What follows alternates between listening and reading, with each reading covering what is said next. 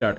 एक कमेंट पाहूया की निफ्टीमध्ये काय झालं. बघा आपल्याला निफ्टीमध्ये गॅप अप पाहायला मिळते आणि नंतर मार्केटमध्ये पूर्ण काय झालंय की पूर्ण हाफ डे आपल्याला साइडवे पाहायला मिळतं. कारण की गॅप अप झाल्यानंतर मार्केटमध्ये सगळेजण कन्फ्युजन आहेत की ट्रेडिंग कसं करायचं. कारण की वरच्या साईडला काय झालं की ऑलरेडी एक रेजिस्टन्स होता आणि खालच्या साईडला एक काय झालंय की गॅप अप झाल्यामुळे तो ऍक्ट ॲज सपोर्ट करतो. त्यामुळे वर एक रेजिस्टन्स आणि डाऊन साईडला काय सपोर्ट. त्यामुळे मार्केट काय झालं पहिल्यांदा सुरुवातीला हाफ डे मध्ये आपल्याला साइडवे गेलेलं दिसतं आणि नंतर मार्केटमध्ये एक प्राइस ऍक्शन तयार झाली आणि त्याचं ब्रेकडाऊन झाल्यानंतर मार्केटने काय केलंय की जो सपोर्ट आहे तो गॅप अप झाल्यानंतर जो सपोर्ट तयार झाला आहे ना तर तिथं मार्केटनं काय केलंय की ट्राय केलंय पहिल्यांदा इथे यायचं आणि ऍक्ट ॲज सपोर्ट केलाय. बघा ठीक आहे इथे बघा तुम्हाला दिसते आणि तिथून नंतर मार्केटनं काय केलंय थोडंसं येऊन डब्ल्यू पॅटर्न केल्यानंतर इथं मार्केटनं परत एकदा लास्टच्या 15 म्हणजे 13 मिनिटमध्ये मार्केटनं परत एकदा आपला जो पहिला झोन आहे ना त्या झोनमध्ये आत येऊन क्लोजिंग करायचं ट्राय केलंय.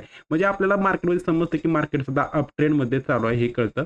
सेलिंग करायचं नाही जोपर्यंत मार्केटमध्ये सपोर्ट ब्रेक होत